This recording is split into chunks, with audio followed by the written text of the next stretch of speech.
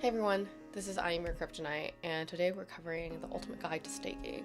And honestly, in this video, I just want you guys to see how complicated, not complicated in the sense of like doing everything and clicking on the buttons, but how complex everything is and why you should just use something simpler and software that's just made for you so you can just click, set, forget about it so you don't actually have to learn everything. But I do want to share this video so that you know how complicated everything is and you will not want to learn more. Which is like, my opinion, you don't need to learn more. So we're covering the ultimate guide to staking. This is a guide by Rebecca, who's over at Zerion, and it's really amazing. Like this, I've been making content about crypto since February of this year, so 6-ish months or so. I know what staking is, I know what yield farming is, but I'm also in this space and I think about it all the time, and it's still, for me, not off the tip of my tongue. It's not super easy for me just talk about it for hours on end. So I thought it'd be great to go to this primer and learn for myself and also teach everyone. So staking is one of the most powerful ways to earn income on your crypto and play an active role in building the future of decentralized finance. So staking is one of the easiest ways to put your crypto to work. But what does that actually mean? So first, I'm going to use this article in a kind of janky way. I'm going to cover what is staking. Number one, staking is you have an asset, you have your crypto assets, you give it to someone else, and because you give it to someone else for either a set amount of time and or amount that you give, you get rewarded for that. Pretty easy to understand. That's essentially what staking is. It's compensation for locking an asset for a period of time in exchange for token rewards. So there are 3 main reasons why protocols would incentivize staking. Number 1 is protocol staking. Number 2 is liquidity staking. And number 3 is network staking. Before I dive into these 3, let's talk about what staking is not. Okay, scrolling all the way down, great article, by the way.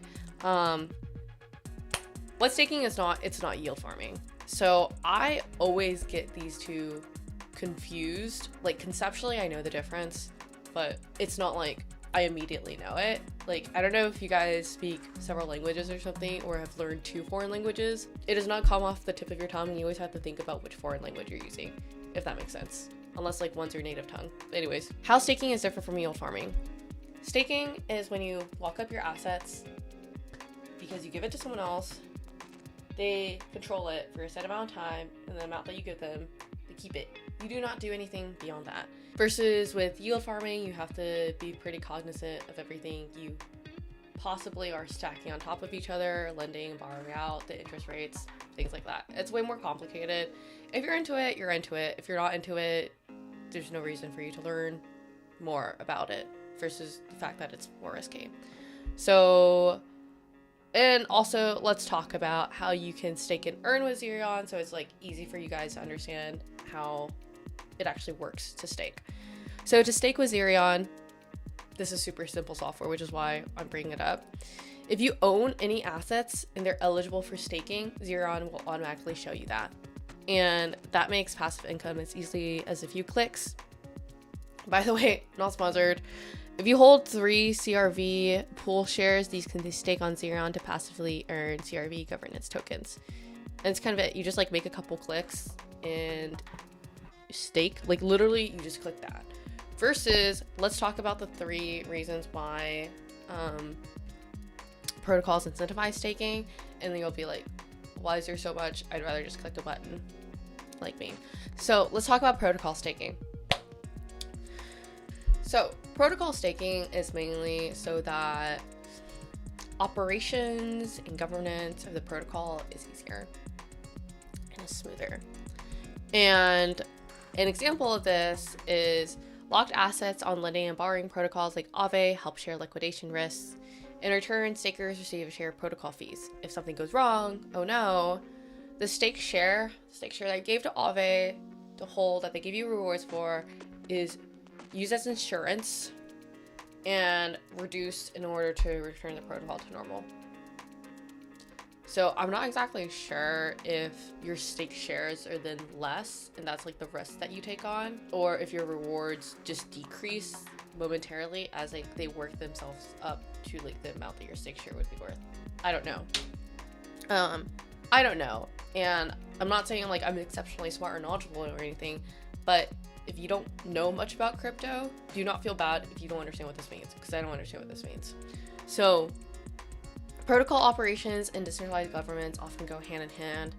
Staking 1 inch makes you eligible for governance rights, AMM fees, automatic market maker fees, and dividends from positive slippage on the 1 inch protocol. When you stake, honestly, I don't even want to go through this because I look at this and my head hurts, because I know after I read this, I'm never going to think about this ever again in my life. So if you know these tokens, you can just be like, oh, okay, protocol staking. Okay, let's move on to liquidity staking. Liquidity staking is actually very important because if you lock up your assets, they go into something called a liquidity pool. Okay, so that's a little confusing. So pretend this is like a liquidity pool, okay? These 4 earplugs. Now, if I take one of these out, then I'm more stressed because now I only have 3 in my liquidity pool of earplugs. However, if I reward people for storing their earplugs when they're not using this in here, then I'm less stressed. And each earplug is actually more stable and not like suddenly worth more if there's like rarity, or suddenly worth less because there's like so much, if that makes sense. Like it stabilizes my stress levels and therefore the price levels of my assets, if that makes sense. When I put my unused earplugs in here, I can earn 2 different rewards for the risks that I take on. Because what if this pool gets like dumped in an ocean, or like gets locked, or like gets hacked or whatever, that I don't have them anymore? That could happen. So the 2 rewards that I could get for staking my earplugs in here is trading fees and staking rewards. So trading fees are, if someone comes in, it's like, let me borrow one of your earplugs, and they like, I'll pay you $1, then I get like a percentage of that dollar in like transaction fees. So they'll pay like $1, and then they'll be like, okay, I'll give 30 cents as a transaction fees. And how many of these exist? I get a percentage of those 30 cents in transaction fees, basically. And then I also get something called staking rewards in the form of governance tokens. So as a holder of, as a staker in this pool of earplugs, I should have some rights so that I can decide the future of this pool, liquidity pool of earplugs. I can decide, I don't know, like something specific. Okay, I might be called out because I actually don't know what I'm talking about past this point.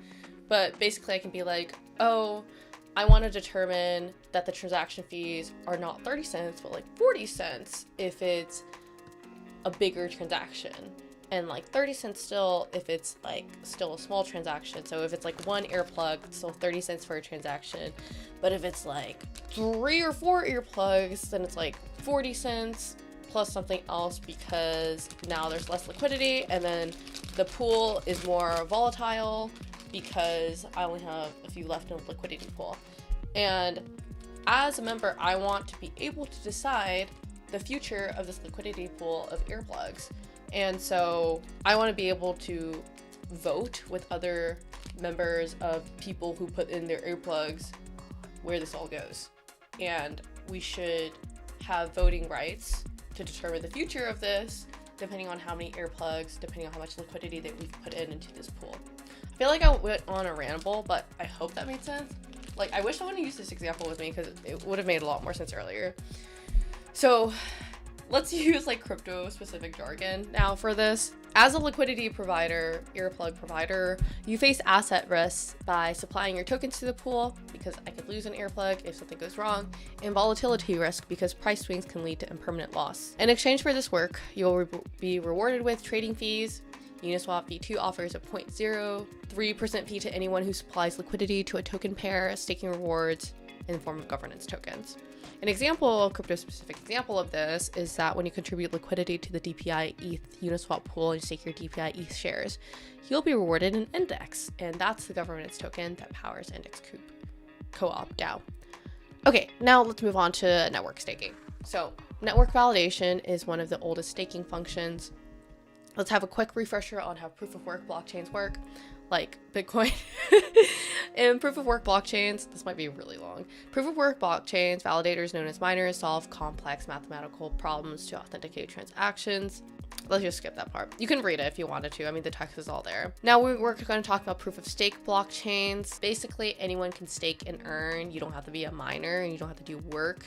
It's like proof of stake versus proof of work is like proof of work is you are mining something, you are extracting something, or like solving a puzzle and unlocking something, and you bring it into the world. Proof of stake is basically like money, earning money on top of money.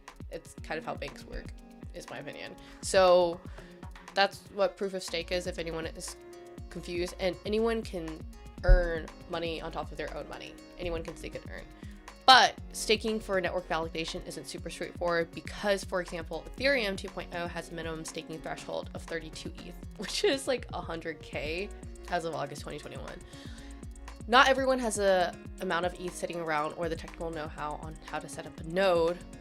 So DeFi protocols and some centralized exchanges can therefore act as a staking custodian, and they remove the technical difficulties and act as a network validator on your behalf.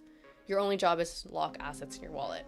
So it's kind of what Zerion does, where they handle all the technical stuff for you. You don't have to have 32 ETH. You don't have to set up your own node.